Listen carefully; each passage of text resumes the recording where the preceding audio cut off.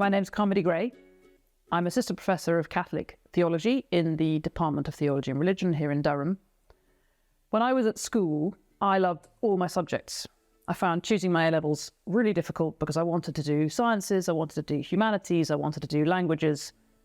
And I think I ended up doing theology for all kinds of reasons, but one of them was that it was a way of going on doing all of the things that I loved.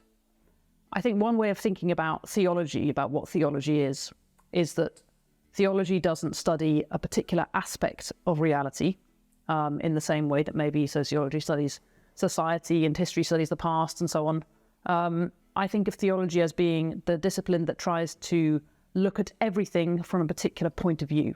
When I am asked what my interests are, often I'm tempted to say I'm just interested in everything. And theology and indeed philosophy, which is of course a very closely connected subject, allow me to go on being interested in everything and to go on investigating everything. I like looking at things that go on in the world, intellectually and materially, and asking how the highest kind of questions about what is good and what is true are being handled and dealt with in very concrete ways, often without people noticing.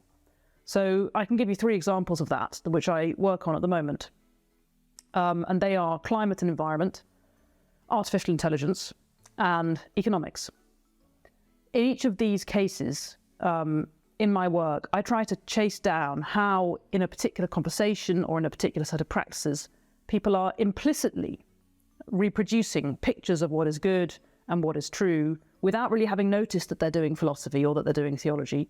But of course they are, because all enterprises, whether they're mental enterprises or kind of social or political or whatever, presuppose pictures of what is good and true. And I work with lots of different organizations, private sector, NGOs, charities, civil society, faith communities, and lots of others, to try to bring to light what their values are, what their goals are, and how to negotiate that using the tools of theology and philosophy and ethics.